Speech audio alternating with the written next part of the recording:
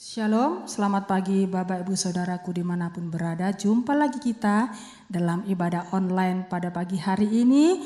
Dan hari ini kita akan mengikuti perjamuan kudus bersama-sama. Saya percaya kebaikan kemurahan Tuhan tetap mengalir dalam kehidupan kita.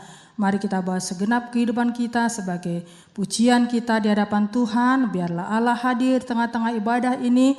Sekalipun kita ada di rumah atau dimanapun berada, Tuhan tetap ada untuk boleh berjumpa dengan saya dan saudara. Terima kasih Tuhan. Mari angkat pujianmu. Mari angkat hatimu, datang dan sembah Tuhan. Terima kasih Tuhan. Terima kasih Tuhan.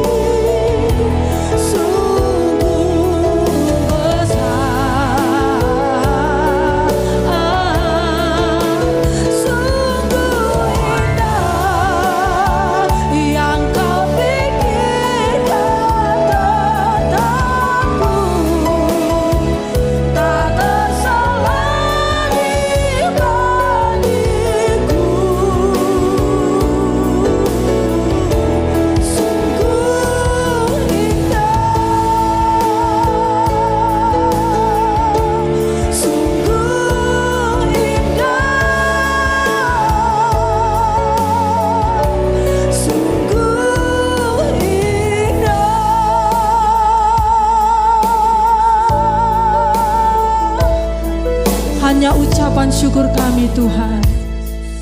Kasih Allah yang tidak terselami itu, yang boleh membawa kami ke dalam terang-Mu yang sungguh besar dan ajaib, dan tidak jemu-jemu menuntun kami ke dalam jalan kebenaran-Mu. Pagi hari ini, biar kasih Allah terus tercurah mengalir. Hadirat Tuhan boleh dirasakan oleh seluruh jemaat-jemaat Tuhan di rumah, dimanapun mereka berada. Kami dilawat oleh Tuhan, hidup kami boleh dilepaskan oleh Tuhan, dan kami mengalami kepenuhan yang baru. Kuasa ilahi bekerja dalam kehidupan kami, dan ibadah perjamuan suci ini boleh terus membawa kami semakin dekat, melekat dengan pribadi Kristus sendiri. Terpuji Engkau, berkaryalah lebih jauh dalam seluruh hidup kami. Kami akan terus memuji dan memuliakan Tuhan. Di dalam nama Tuhan Yesus kami mulai ibadah pagi ini. Haleluya, haleluya. Amin. Puji Tuhan. Haleluya. Bagaimana kabar saudara ada di rumah? Saya percaya kita semua harus tetap semangat dalam segala keadaan. Amin. Dan kita setiap hari mau tetap bersuka cita sebab Allah yang pelihara hidup kita. Mari saya jemput semua bangkit berdiri. Dengan sorak-sorai kita memuji-muji Allah kita. Allah yang hidup, yang nyata kuasanya. Haleluya. Haleluya.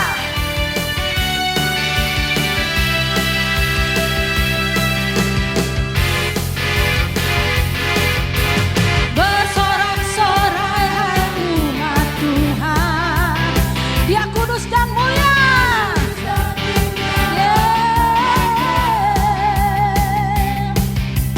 Besarlah kasih-Nya, ajaib perbuatannya, berkuasa selama-lamanya. Hai! Bersorak-sorai hai umat Tuhan, kudus dan mulialah namanya. Besarlah kasih-Nya, ajaib perbuatannya, berkuasa selama-lamanya. Mari bersorak bagi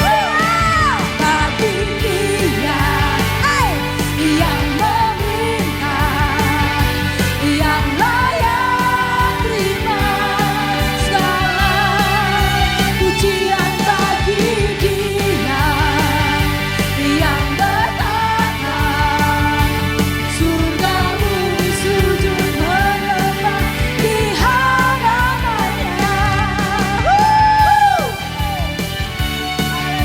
Yesus dahsyat.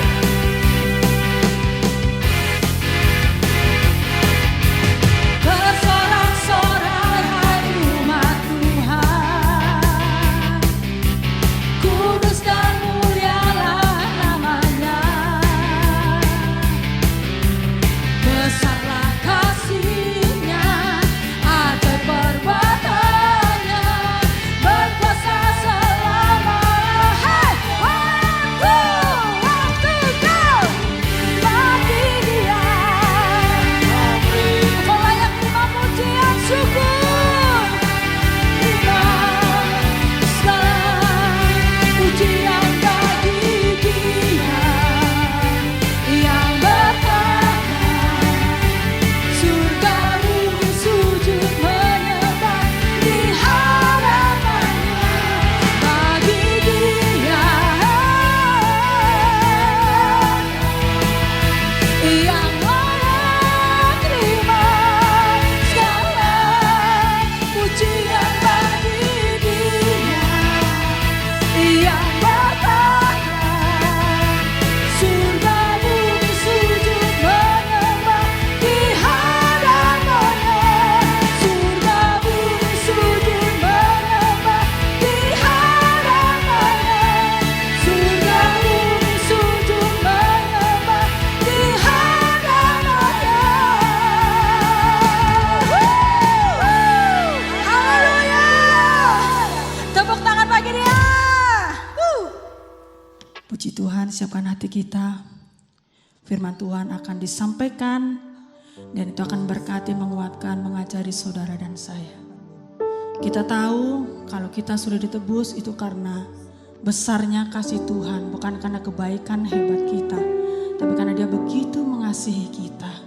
Itu sebabnya setelah kita menyadari semua karena anugerah Tuhan, mari kita akan persembahkan seluruh hidup ini, seluruh hidup saya dan saudara, setiap waktu sebagai persembahan, sebagai pujian, sebagai pengabdian, ibadah kita di hadapan Tuhan. Hidup kita adalah bentuk penyembahan yang nyata di hadapannya. Terima kasih Tuhan. Ku tahu hidupku adalah penyembahan. Kau ciptakanku dalam kemuliaan-Mu.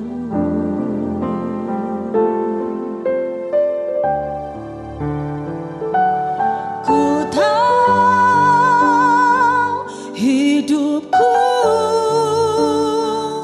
berharga di mata-Mu. Segenap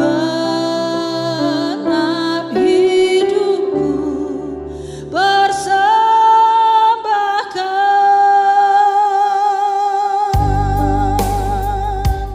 Naikkan pujian ini bersama-sama dari awal. Makasih Tuhan.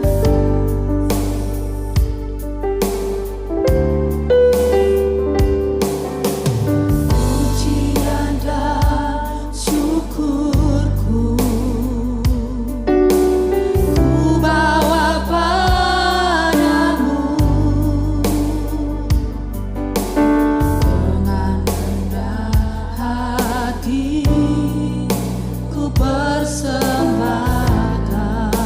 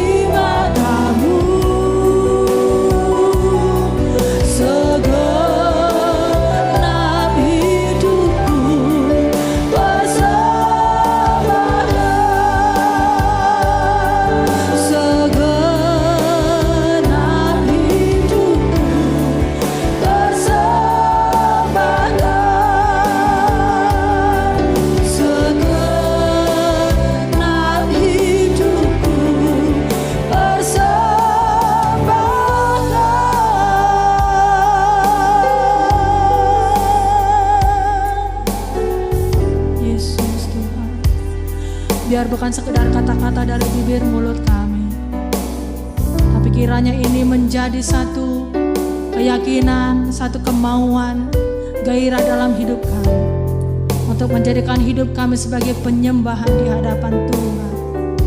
Biar kami tidak berbeda ketika kami ada di gereja dan ketika ada di luar gereja. Kami tetap sama di hadirat Tuhan, kami adalah pemuji-pemuji-Mu. Terima kasih Tuhan, kami percaya Tuhan punya rencana yang luar biasa dalam setiap kehidupan kami umat-umat-Mu. Terus punya firman-Mu pagi hari ini akan kami dengar bersama-sama. Kami buka hati kami seluas-luasnya. Kami merindu ditaburi dengan kebenaran-Mu yang boleh mengajari kami di dalam kehendak-Mu. Kami percaya hamba-Mu Tuhan pakai dengan luar biasa, karena Roh-Mu yang dahsyat ada bekerja di dalamnya. Di dalam nama Tuhan Yesus kami mendengar firman Tuhan. Haleluya. Amin.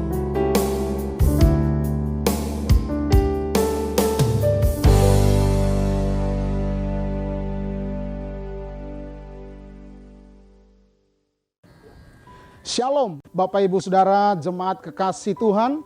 Saya sungguh sangat senang boleh pagi hari ini kembali menjumpai Bapak Ibu Saudara jemaat yang kekasih. Saya percaya ibadah raya pagi hari ini Tuhan ada di tengah-tengah kita. Saya berharap, saya berdoa kita semua tetap ada di dalam pemeliharaan Tuhan. Kita semua dalam keadaan yang baik-baik, rohani dan jasmani kita. Dan pagi hari ini kita boleh menikmati hadirat Tuhan, memuji dan menyembah Tuhan. Pagi hari ini saya rindu untuk membagikan kebenaran firman Tuhan bagi kita semua. Ada satu judul yang Tuhan taruh di hati saya dan ini sangat penting sekali untuk dibagikan, untuk kita renungkan, untuk menjadi dasar hidup kita. Tema firman Tuhan pada pagi hari ini adalah berubah atau berbuah 30 kali lipat, 60 kali lipat, dan 100 kali lipat. Nah Bapak Ibu sekali lagi tema yang akan kita renungkan, yang akan kita bahas pagi hari ini adalah berbuah 30 kali lipat, 60 kali lipat, dan 100 kali lipat. Saya mengajak kita semua, mari kita membaca firman Tuhan menjadi dasar pembahasan, dasar renungan daripada firman Tuhan pada pagi hari ini. Di dalam Matius pasal yang ke-13, kita akan baca ayat 3 sampai dengan ayat 9. Dan kita akan lompat di ayat 18 dan ayat 23. Demikianlah firman Tuhan. Dan ia mengucapkan banyak hal dalam perumpamaan kepada mereka. Katanya, adalah seorang penabur keluar untuk menabur. Pada waktu ia menabur, sebagian benih itu jatuh di pinggir jalan.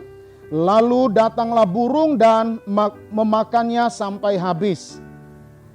Sebagian jatuh di tanah yang berbatu-batu, yang tidak banyak tanahnya. Lalu benih itu pun segera tumbuh karena tanahnya tipis. Tetapi sesudah matahari terbit, layulah ia dan menjadi kering karena tidak berakar. Ayat 7, sebagian lagi jatuh di tanah semak duri, lalu makin besarlah semak itu dan menghimpitnya sampai mati. Dan sebagian jatuh di tanah yang baik lalu berbuah. Ada yang 100 kali lipat, ada yang 60 kali lipat, ada yang 30 kali lipat. Siapa bertelinga hendaklah ia mendengar. Bagian kedua ayat 18 sampai dengan ayat yang ke-23. Karena itu dengarlah arti perumpamaan penabur itu. Kepada setiap orang yang mendengar firman tentang kerajaan sorga, tetapi tidak mengertinya, datanglah si jahat dan merampas yang ditaburkan dalam hati orang itu.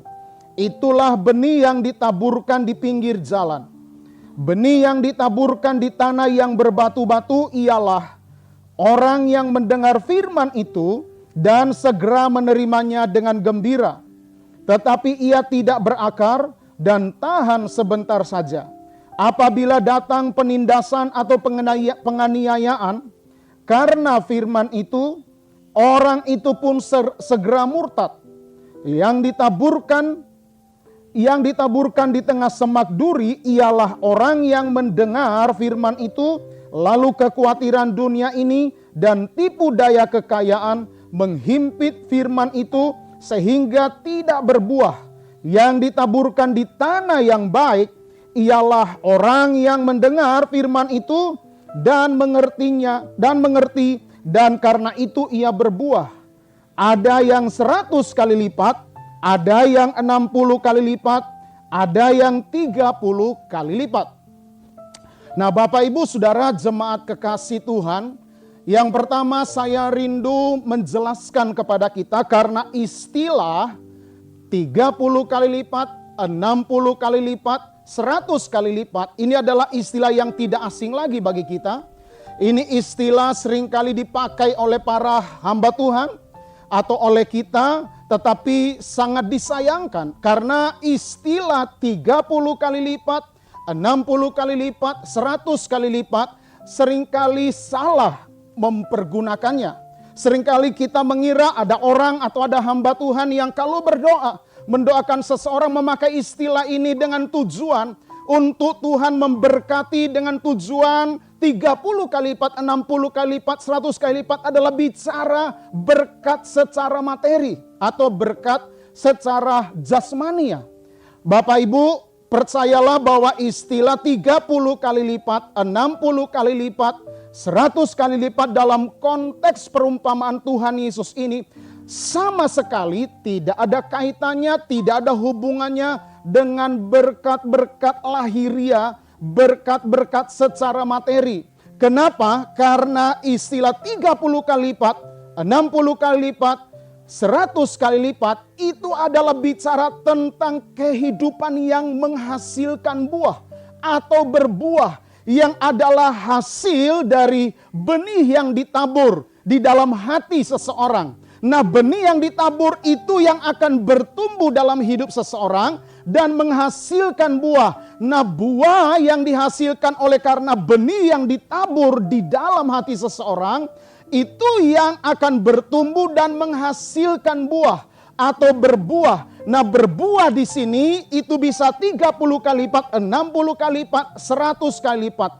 Nah, oleh karena itu kita mesti mengerti apa sebenarnya tujuan Tuhan, apa sebenarnya maksud Tuhan Yesus, di mana Dia membuat perumpamaan ini atau menyodorkan perumpamaan ini kepada setiap kita orang percaya. Nah, mari kita lihat saudaraku, waktu Tuhan Yesus menyampaikan perumpamaan ini, Dia bukan hanya membuat perumpamaan, tetapi pada ayat 18 sampai 23 itu Tuhan Yesus sekaligus memberi arti daripada perumpamaan. Tapi kalau Bapak Ibu cermat menyelidiki, menelitinya dengan baik, maka saudaraku pengertian daripada perumpamaan yang disampaikan oleh Tuhan Yesus itu adalah merupakan panduan, karena ada banyak hal, ada banyak kekayaan kebenaran di dalamnya yang belum tereksplor, yang belum ditemukan, yang belum terbuka bagi kita. Oleh karena itu lewat kesempatan ini saya rindu untuk membagikan kepada kita semua. Nah, Bapak Ibu, saya akan memulai saudaraku dari konteks kisah ini terjadi, yaitu pada waktu Tuhan Yesus menyampaikan perumpamaan ini.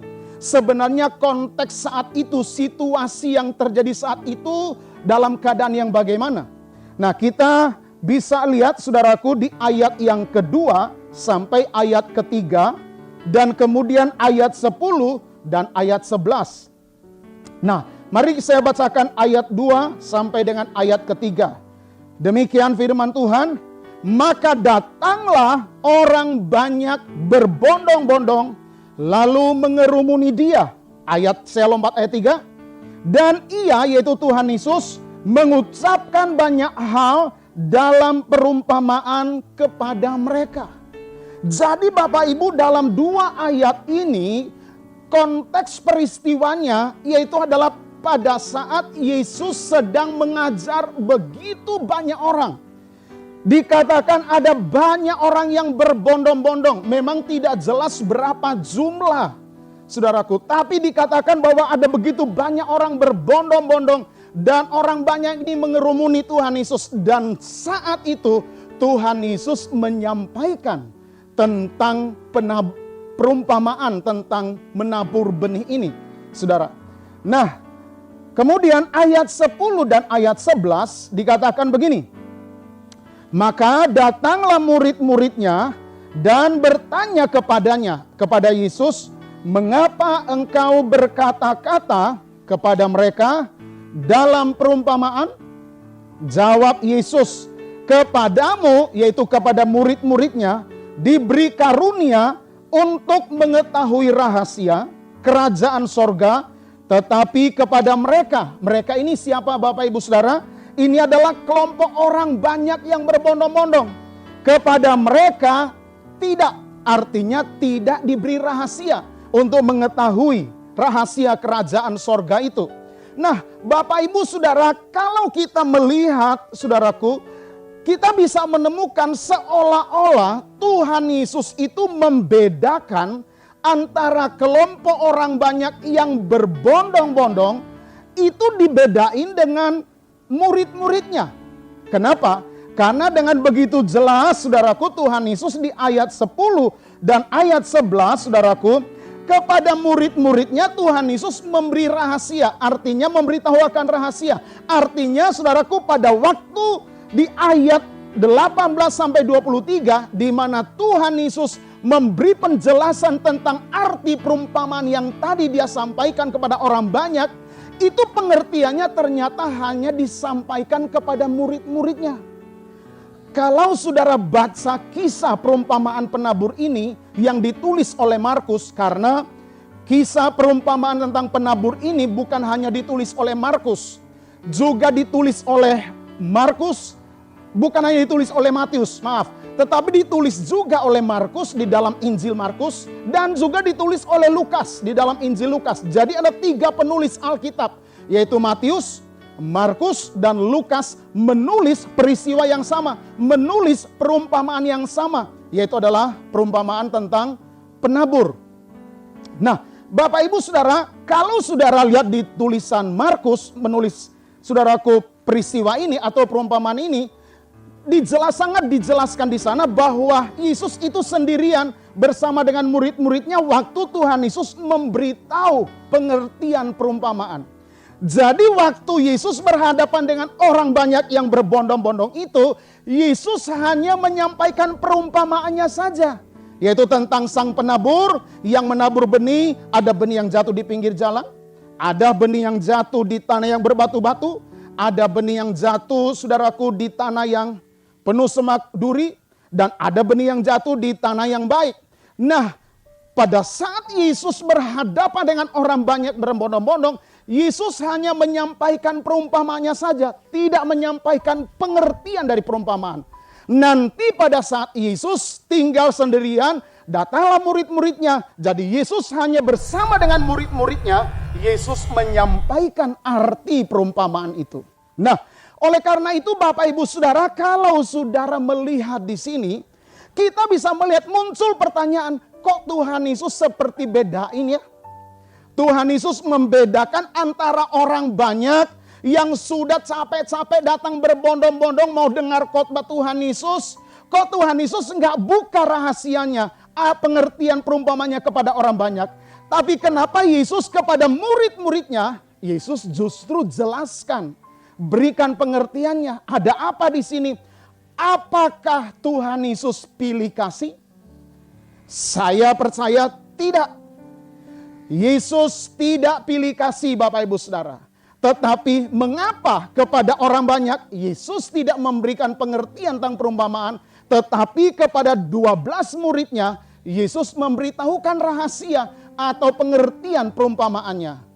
Ini ada maksudnya Bapak Ibu Saudara. Saya rindu menjelaskan kepada kita semua. Untuk menjawab hal ini, saya mengajak kita semua untuk membaca Mazmur pasal 25 ayat 14. Di dalam ayat inilah kita akan menemukan jawabannya. Mari Bapak Ibu perhatikan Mazmur 25 ayat yang ke-14. Demikianlah firman Tuhan. Tuhan bergaul karib dengan orang yang takut akan Dia. Dan perjanjiannya diberitahukannya kepada mereka. Bapak, Ibu, Saudara, jemaat yang dikasihi Tuhan, sangat jelas di dalam ayat ini Tuhan memberitahu ada sesuatu yang hebat, yang luar biasa. Ayat ini berkata, Tuhan bergaul karib dengan orang yang takut akan Dia. Perhatikan, bergaul karib. Nah, akibat kalau bergaul karib dengan Tuhan, kalimat selanjutnya bilang apa? Dan perjanjiannya, saudara garis bawahi kata ini kata penting. Dan perjanjiannya katanya, diberitahukannya kepada mereka. Mereka ini siapa? Mereka ini adalah orang-orang yang bergaul karib dengan Tuhan. Atau hidupnya dekat dengan Tuhan. Hidupnya melekat kepada Tuhan. Kepada orang yang bergaul karib dengan Tuhan, katanya perjanjiannya diberitahukannya kepada mereka. Nah, kalau saudaraku kita baca ayat ini adalah terjemahan baru di Alkitab yang kita pegang. Dikatakan perjanjiannya. Tapi kalau Bapak Ibu Saudara bandingkan ayat ini, khususnya Alkitab berbahasa Inggris, King James Version, maka saudaraku kata perjanjiannya itu disebut rahasianya. Rahasia Tuhan, the secret of the Lord.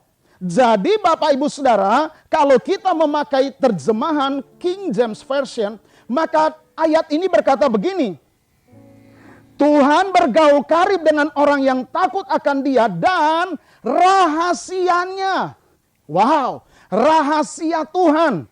Rahasia dari Bapa kita di surga, Tuhan kita, itu katanya diberitahukannya kepada mereka. Nah, saya percaya Tuhan Yesus pada waktu Dia memberikan perumpamaan tentang penabur, Tuhan Yesus tidak sedang pilih kasih. Tuhan Yesus tidak sedang membedakan, tapi Tuhan Yesus sedang menunjukkan kepada kita bahwa rahasia Tuhan itu hanya bisa disampaikan kepada orang yang dekat dengan Dia.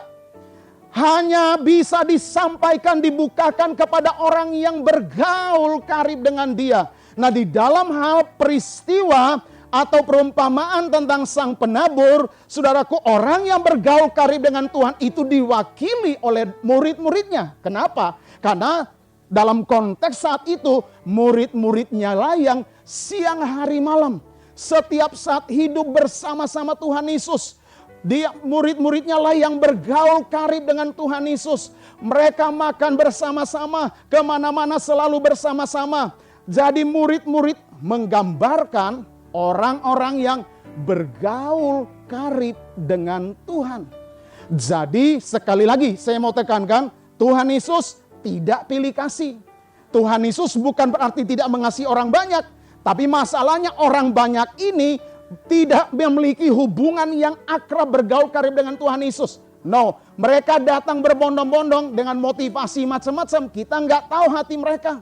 Ada yang cuma pingin lihat mujizat, ada yang cuma pingin masalahnya selesai. Tetapi kalau murid-murid Yesus, wow, ini adalah gambaran orang-orang yang mencintai Tuhan dengan tulus, dengan murni. Tidak ada motivasi lain. Inilah gambaran orang percaya yang rindu untuk terus berjalan bersama Tuhan, melekat dengan Tuhan. Jadi, saudaraku, makanya Tuhan Yesus waktu menyampaikan pengertian perumpamaan tidak kepada orang banyak, tapi kepada murid-muridnya. Oleh karena itu Bapak Ibu Saudara, mari saat ini responi kebenaran ini. Jadilah anak Tuhan yang mau setiap saat merindukan untuk senantiasa intimasi, bergaul karib dengan Tuhan. Karena ayatnya jelas, Mazmur 25:14, kalau kita bergaul karib dengan Tuhan, Tuhan akan menyatakan perjanjiannya atau rahasianya kepada kita. Saudara rindu untuk menerima penyingkapan rahasia Tuhan? Saya percaya kita rindu. Nah, saya menyampaikan hal ini nggak ada urusan dengan pendeta dan jemaat. Karena kita semua pada dasarnya sama di hadapan Tuhan. Kita semua memiliki hubungan akses yang sama di hadapan Tuhan. saudaraku. Tetapi kembali kepada pribadi kita, kalau kita rindu terus melekat dengan Tuhan, terus membangun hubungan yang intim dengan Tuhan, maka Anda akan menjadi orang yang paling beruntung. Karena Anda akan menerima apa yang Tuhan rahasiakan. Justru itu akan dibukakan kepada setiap kita. Nah, berikutnya saudaraku, saya rindu dalam waktu yang singkat ini, saya rindu menjelaskan kepada kita, apa sih maksud Tuhan tentang perumpamaan ini, di mana Dia telah menyingkapkan pengertian-pengertian yang paling utama atau pengertian yang mendasar, saudaraku. Saya rindu membagi 3 hal penting dalam kita mengerti isi atau konten daripada perumpamaan ini. Apa maksud Tuhan? Apa kehendak Tuhan? Apa isi daripada atau pengertian daripada perumpamaan ini? Nah, yang pertama, saudara, ada pertanyaan begini. Sebenarnya apa sih yang dimaksud dengan benih yang ditabur? Nah, ini kita mesti mengerti dulu. Benih yang ditabur itu apa?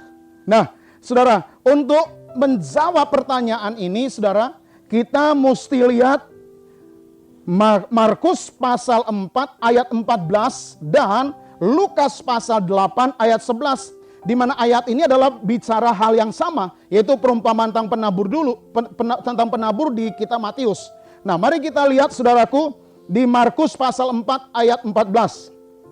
Markus pasal 4 ayat 14 berkata begini. Penabur itu menaburkan firman. Nah, jadi sekali lagi Markus 4 ayat 14 berkata, penabur itu menaburkan firman. Berarti dari ayat ini kita bisa menyimpulkan bahwa benih yang ditabur itu adalah bicara firman Tuhan. Kemudian Bapak Ibu Saudara, Lukas pasal 8 ayat 11. Nah, Lukas pasal 8 ayat 11 berkata begini. Inilah arti perumpamaan itu. Benih itu ialah firman Allah. Jadi saya tidak mengarang-arang tentang arti dari benih yang ditabur itu apa. 2 ayat ini dengan begitu gamblang menjelaskan, memberitahu kita bahwa benih yang ditabur itu oleh sang penabur itu adalah firman Tuhan. Catat baik-baik. Sekali lagi, benih yang ditabur adalah firman Tuhan. Sekarang pertanyaan berikutnya, pertanyaan yang kedua adalah siapakah yang dimaksud seorang penabur itu? Ini penting Bapak Ibu Saudara. Siapa sih yang disebut penabur? Tadi kita sudah mengerti benih yang ditabur itu adalah firman Tuhan. Sekarang pertanyaan yang kedua adalah siapa orang yang menabur ini? Bapak Ibu Saudara jemaat kasih Tuhan, mengapa ini penting kita bahas? Mengapa ini penting kita mengerti? Karena banyak orang mengira bahwa yang dimaksud saudaraku si penabur ini adalah pendeta, adalah pengkhotbah. Masalahnya begini Bapak Ibu Saudara. Kalau saudaraku arti si penabur ini yang menaburkan benih itu adalah pendeta yang berkhotbah, berarti firman Tuhan ditabur dalam hati kita bisa hanya seminggu sekali dong. Hanya dalam saat ibadah raya hari Minggu. Nah, saya tidak yakin akan hal itu. Oleh karena itu saya percaya bahwa yang disebut penabur, si penabur keluar menaburkan benih. Saya percaya bukan hanya bicara pendeta. Tidak. Oleh karena itu untuk menjawab ini kita mesti baca bersama-sama saudaraku. Siapa sang penabur ini saudara? Saya rindu mengajak kita membaca Yakobus pasal 1. Ayat 21, tapi kita baca dalam Alkitab versi bahasa Indonesia sehari-hari. Nah, Yakobus 1 ayat 21 berkata begini. Sebab itu, buanglah setiap kebiasaan yang kotor dan jahat. Terimalah dengan rendah hati perkataan. Nah, perkataan di sini harus perhatikan, itu adalah firman Tuhan. Terimalah dengan rendah hati perkataan atau firman Tuhan yang ditanam oleh siapa? Oleh Allah di dalam hatimu. Wow, Bapak Ibu Saudara, saya percaya ayat ini bisa menjawab pertanyaan yang tadi, yaitu adalah siapa yang menabur? menaburkan benih, yaitu firman Tuhan di hati orang, saudaraku, di hati setiap orang yang mau mendengar firman Tuhan. Siapa yang menaburkan benih itu? Ayat ini menjawab bahwa yang menaburkan itu bukan pendeta, bukan penginjil, bukan pengkhotbah, bukan. Tapi yang menaburkan benih firman Tuhan itu, ayat ini adalah Allah sendiri, adalah Tuhan sendiri. Karena dikatakan dengan jelas, terimalah dengan rendah hati perkataan atau firman Tuhan yang ditanam. Nah, kata ditanam sebenarnya sama artinya dengan ditabur. Jadi ditanam atau ditabur sama aja dua kata itu. Jadi dikatakan di sini, terimalah dengan rendah hati perkataan atau firman Tuhan yang ditanam atau ditabur oleh Allah di dalam hatimu. Jadi siapa yang menanam, siapa yang menabur firman Allah dalam hati kita? Tuhan sendiri yang menanamnya. Nah, Bapak Ibu Saudara, oleh karena itu si penabur itu adalah Tuhan sendiri yang menaburkan, menanam firman-Nya di dalam hati kita. Kalau begitu muncul pertanyaan. Kalau begitu pendeta, pengkhotbah, siapa mereka? Nah, oleh karena itu saya mau jelaskan kepada kita, ternyata begini. Cara Tuhan untuk menanam firman-Nya atau menabur firman-Nya di dalam hati manusia itu bisa lewat pengkhotbah, lewat para pendeta yang mengajar firman, yang membagikan firman, yang berkhotbah, atau bisa juga begini Bapak Ibu Saudara, lewat sharing firman Tuhan di komsel. Misalnya ada komsel sedang berkomsel dan ada satu orang yang sedang sharing, membagikan firman Tuhan. Bisakah Tuhan pakai dia menanam firman, menaburkan firman yang sedang di-sharingkan itu di hati orang-orang yang mendengar? Oh yes, bisa. Jadi Tuhan, saudaraku, menaburkan firman-Nya dengan cara memakai para pengkhotbah, memakai sharing di dalam komsel. Atau saudaraku, bisakah Tuhan menaburkan benih di hati orang melalui secara pribadi orang itu baca Alkitab? Oh ya, saudaraku. Jadi Tuhan bisa menaburkan benih di hati seseorang secara pribadi. Dia tidak dengar khotbah, dia tidak dengar sharing firman Tuhan di komsel. Dia hanya pribadi baca Alkitab. Dengar baik-baik Bapak Ibu. Saat itu juga pada saat kita secara pribadi membaca, merenungkan firman Tuhan, sebenarnya Tuhan sedang menanam, menabur firman-Nya di hati orang tersebut. Jadi Tuhan bisa menabur, menanam firman-Nya lewat alatnya, melalui para pengkhotbah, pendeta yang sedang berkhotbah, bisa lewat sharing firman Tuhan, bisa secara pribadi orang itu baca dan merenungkan firman Tuhan. Sesungguhnya Tuhan sedang menanam firman-Nya. Nah, saya rindu membahas sedikit lagi kepada kita semua. Waktu si penabur menabur benih, yang satunya benihnya jatuh di pinggir jalan katanya. Nah, pertanyaannya, jatuh di tanah pinggir jalan ini apa maksudnya? Saya cukup lama Bapak Ibu Saudara merenungkan apa arti benih yang jatuh di tanah pinggir jalan. Karena kalau 4 jenis tanah ini, tanah pinggir jalan, tanah berbatu-batu, tanah yang penuh semak duri, dan tanah yang baik. Bapak Ibu mau tahu, itu adalah bicara hati kita. Hati kita ibarat tanah yang siap ditaburi oleh firman Tuhan. Nah pertanyaannya, dari 4 jenis tanah, tanah pinggir jalan, tanah berbatu-batu, tanah yang penuh semak duri, tanah yang baik, saudaraku, tanah hati saudara termasuk tanah yang mana? Nah, ini penting. Oleh karena itu saya rindu membahas secara singkat kepada kita semua, tanah pinggir jalan. Bicara apa sih tanah pinggir jalan? Bapak Ibu jujur, saya merenungkan cukup lama. Tetapi suatu ketika Tuhan membawa saya berjumpa dengan ayat, saudaraku, dalam Lukas pasal 8 ayat 5. Nah, saya rindu kita baca ayat ini. Lukas pasal 8 ayat 5. Demikian firman Tuhan. Sebagian benih, yaitu firman Tuhan maksudnya benih di sini. Sebagian benih jatuh di pinggir jalan, lalu diinjak orang. Wow.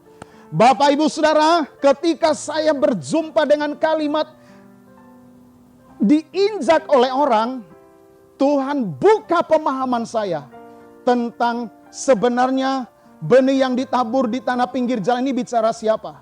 Saudara perhatikan baik-baik. Waktu Tuhan Yesus memberi pengertiannya, Tuhan Yesus bilang begini, benih yang jatuh atau tertabur di tanah pinggir jalan, Tuhan Yesus bilang itu adalah orang yang mendengar firman, tapi tidak mengertinya Bapak Ibu Saudara. Jadi dua hal yang Tuhan kasih tahu kepada kita.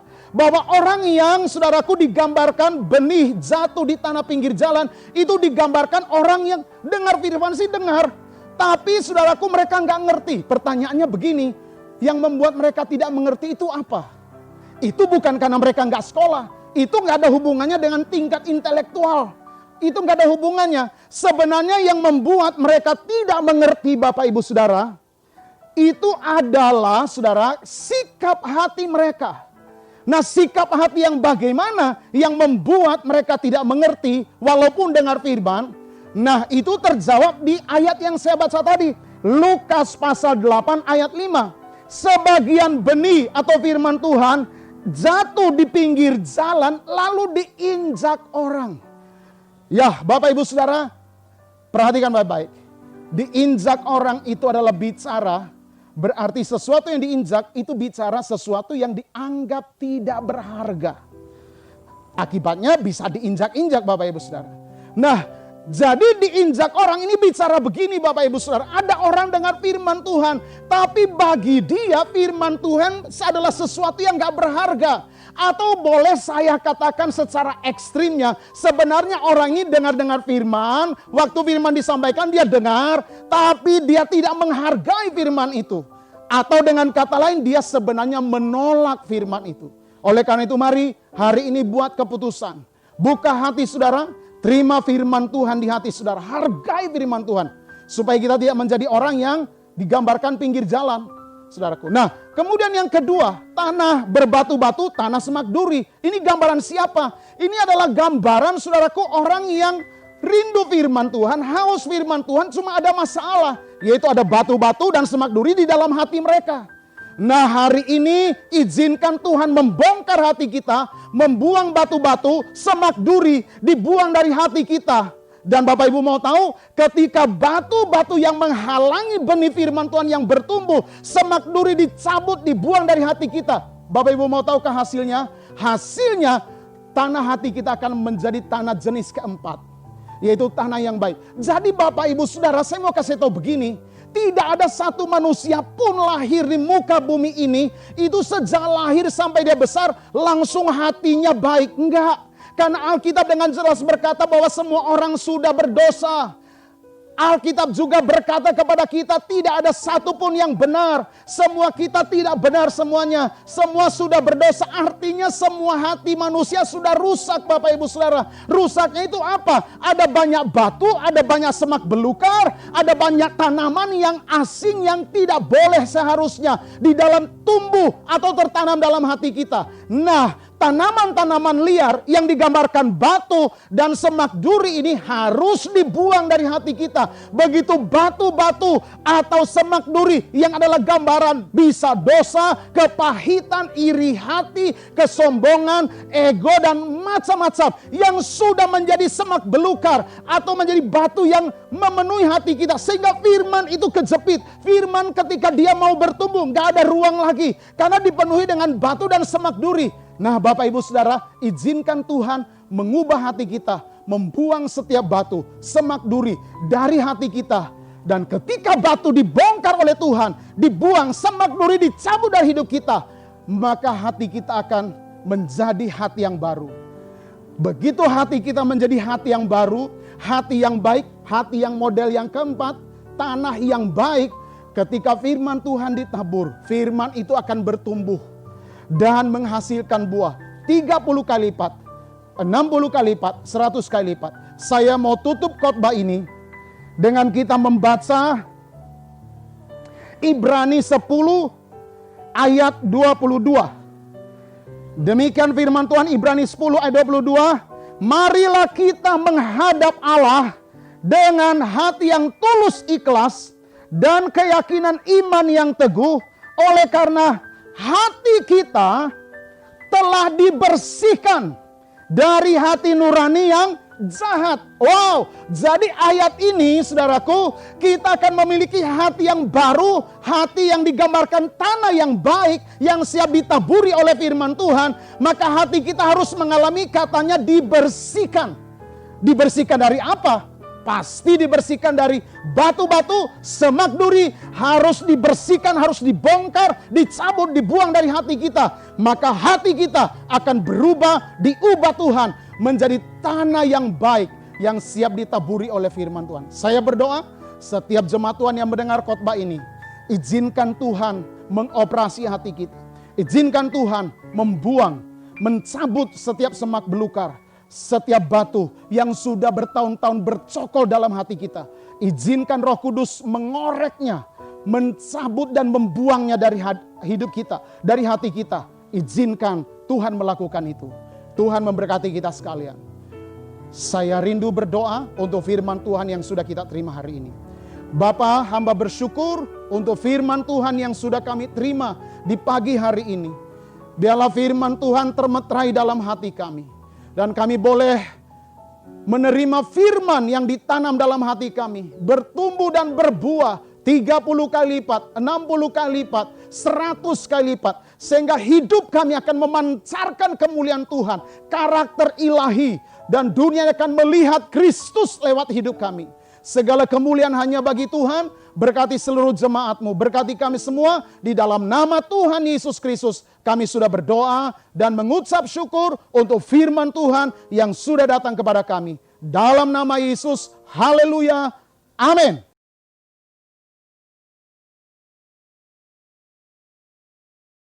Bapak, Ibu, Saudara, jemaat kekasih Tuhan, kita sudah diberkati oleh firman Tuhan.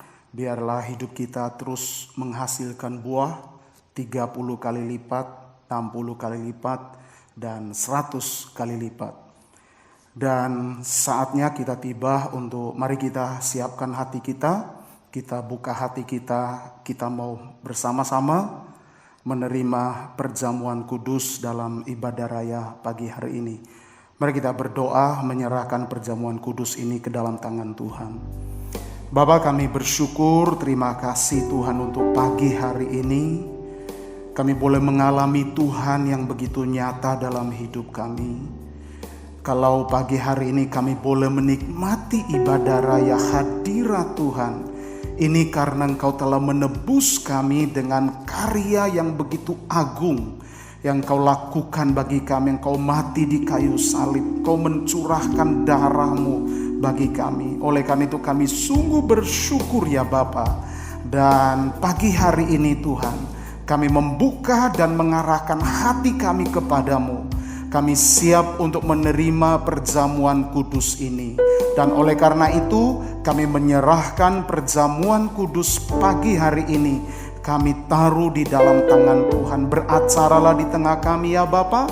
Di dalam nama Tuhan Yesus Kristus kami bersyukur dan kami siap menerima perjamuan kudus ini. Haleluya. Amin.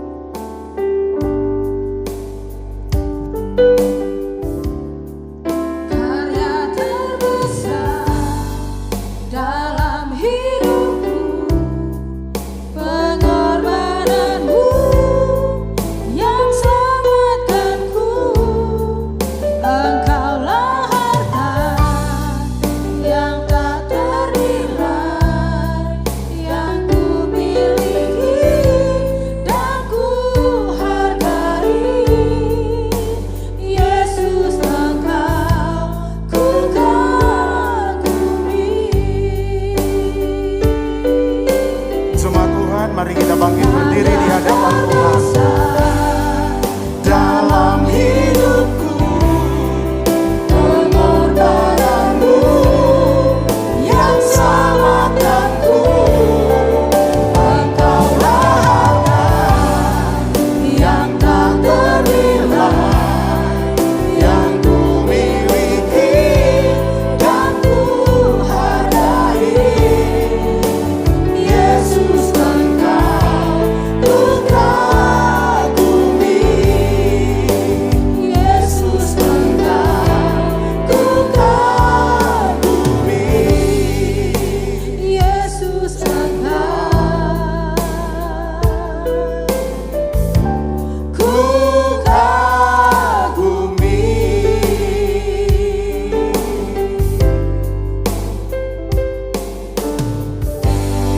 Mari kita angkat roti di hadapan Tuhan. Demikianlah firman Tuhan. Sebab apa yang telah kuteruskan kepadamu telah aku terima dari Tuhan, yaitu bahwa Tuhan Yesus pada malam waktu ia diserahkan mengambil roti, dan sesudah itu ia mengucap syukur atasnya, ia memecah-mecahkannya dan berkata, inilah tubuhku yang diserahkan bagi kamu, perbuatlah ini menjadi peringatan akan aku. Mari kita makan di dalam nama Tuhan Yesus.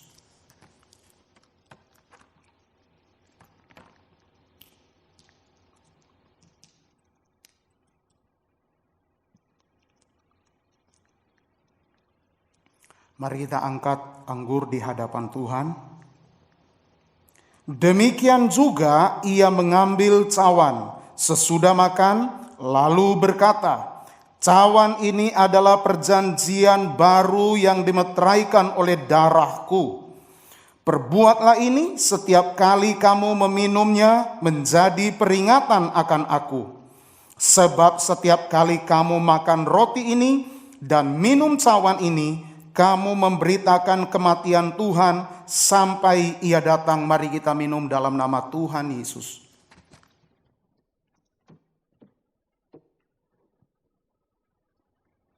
Mari kita bersyukur kepada Tuhan. Terima kasih Tuhan Yesus. Kami sungguh bersyukur untuk anugerah-Mu. Kami bersyukur untuk karya-Mu Tuhan. Terima kasih untuk penebusan-Mu yang Tuhan sudah kerjakan bagi kami. Penebusan-Mu sempurna, membayar lunas seluruh hidup kami Tuhan. Sehingga hidup kami bukan milik kami lagi Tuhan. Hidup kami sepenuhnya telah menjadi milik kepunyaan-Mu. Oleh karena Engkau telah membayar lunas di atas kayu salib. Terima kasih untuk tubuh dan darah-Mu Tuhan. Terima kasih Tuhan Yesus. Terima kasih Tuhan. Bapa kami bersyukur. Terima kasih Tuhan untuk karya agung-Mu atas kami. Terima kasih kami dengan sungguh-sungguh percaya bahwa Tuhan Yesus sungguh-sungguh telah mati bagi kami. Dengan satu tujuan untuk menebus dosa kami. Dan telah bangkit pada hari yang ketiga. Mengalahkan maut. Untuk memberikan kami hidup yang kekal. Terima kasih untuk anugerah terbesar-Mu bagi kami Tuhan. Kami tidak akan pernah berhenti untuk mengagungkan Engkau. Kami tidak akan pernah berhenti untuk bersyukur Tuhan. Untuk karya-Mu yang begitu ajaib. Kau berkorban bagi kami. Terima kasih Tuhan untuk perjamuan kudus di pagi hari ini. Kami percaya kami telah mengalami karya Tuhan. Kami telah mengalami Tuhan dalam acara perjamuan kudus ini. Tuhan telah melawat kami. Terpuji nama-Mu Tuhan.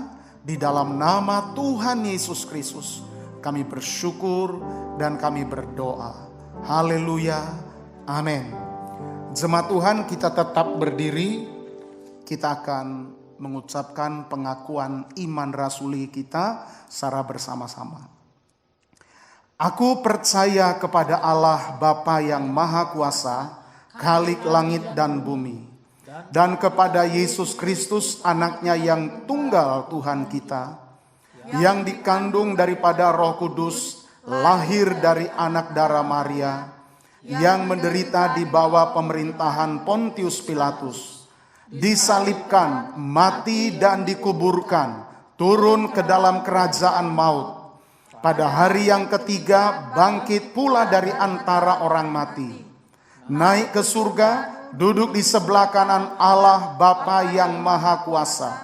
Dan akan datang dari sana untuk menghakimi orang yang hidup dan yang mati.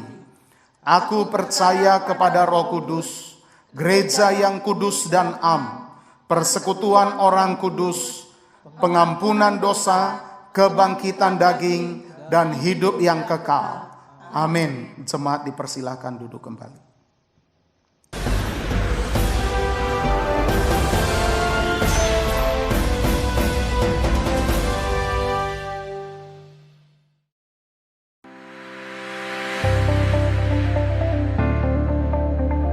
Shalom, selamat bergabung dengan ibadah online GIDI Ebenezer Bandar Lampung. Kita satu keluarga di dalam Kristus.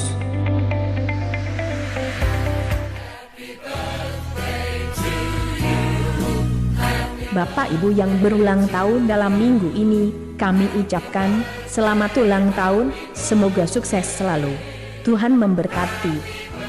Happy birthday to you.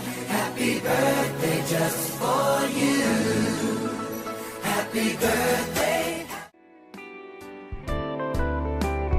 Bless Lampung Community mengajak saudara-saudari untuk ikut dalam program To Be Like Jesus yang disiarkan lewat Radio Heartline 91,7 FM bersama Pendeta Arianto Bawengket setiap hari Jumat jam 7 malam. Mari kita sediakan waktu untuk mendengar firman Tuhan. Hidupku, oh, semakin serupa.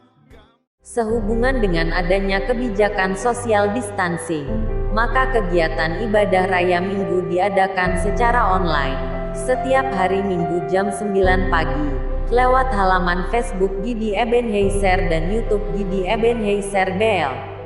Untuk kegiatan komsel tetap diadakan dalam bentuk online dengan memanfaatkan aplikasi-aplikasi yang ada di smartphone.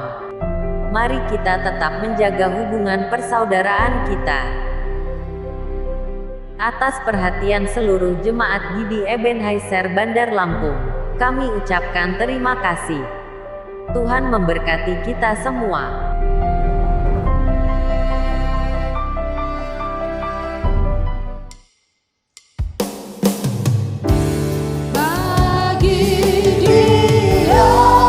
Segala pujian, hormat serta syukur, kekal selamanya bagi Dia.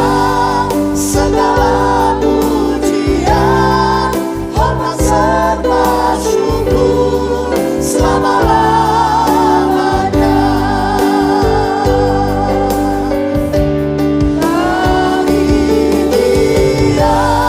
Segala pujian, hormat serta syukur, kekal selamanya bagi Dia.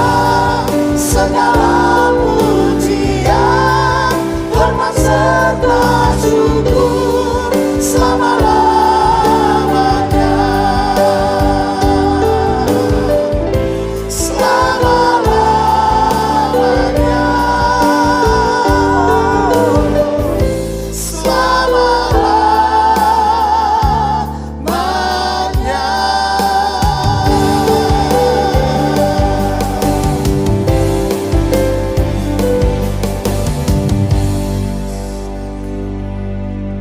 Di akhir ibadah raya pagi hari ini Tuhan, kami datang di hadapan-Mu, kami menaikkan syukur, pujian, hormat hanya bagi-Mu Tuhan. Kau telah melawat setiap umat-Mu, Kau telah menyatakan kemuliaan-Mu di tengah kami. Ini hidup kami Tuhan, kami berdoa secara khusus untuk bangsa dan negara kami. Biarlah bangsa dan negara kami ini tetap ada di dalam genggaman tangan Tuhan. Anugerah dan berkat Tuhan dicurahkan atas bangsa ini. Hamba berdoa menyerahkan gereja-Mu GIDI Ebenezer Tuhan. Tuhan terus memakai gereja-Mu ini menjadi alat-Mu Tuhan, untuk membangun dan menyatakan kerajaan-Mu di tengah-tengah dunia ini. Hamba berdoa untuk seluruh jemaat-Mu di rumah kami masing-masing, dimanapun kami berada. Tuhan, Kau lawat kami dalam segala bentuk persoalan demi persoalan yang jemaat-Mu hadapi. Tuhan, kami mau menyatakan kami tidak ada kekuatan lain, tidak ada andalan lain. Satu-satunya Engkaulah andalan dalam hidup kami. Kaulah jawaban dan solusi bagi seluruh persoalan daripada jemaat Tuhan. Terima kasih Bapa. Dan kami akhiri ibadah raya pada pagi hari ini dengan penuh ucapan syukur di dalam nama Tuhan Yesus Kristus.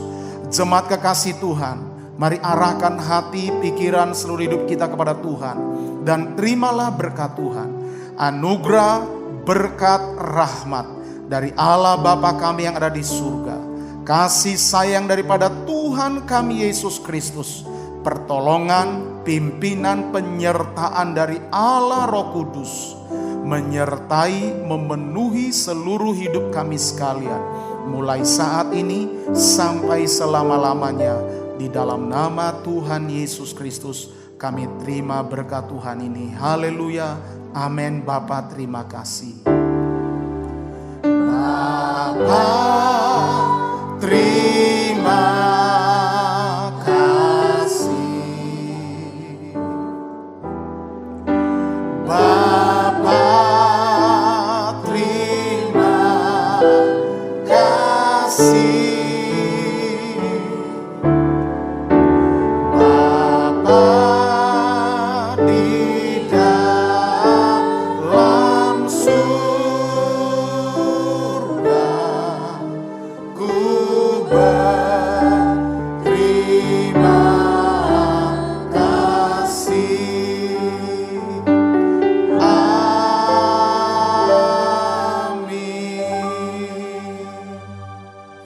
Amin. Tuhan Yesus memberkati kita sekalian. Selamat hari Minggu. Tetap semangat di dalam Tuhan. Tuhan memberkati.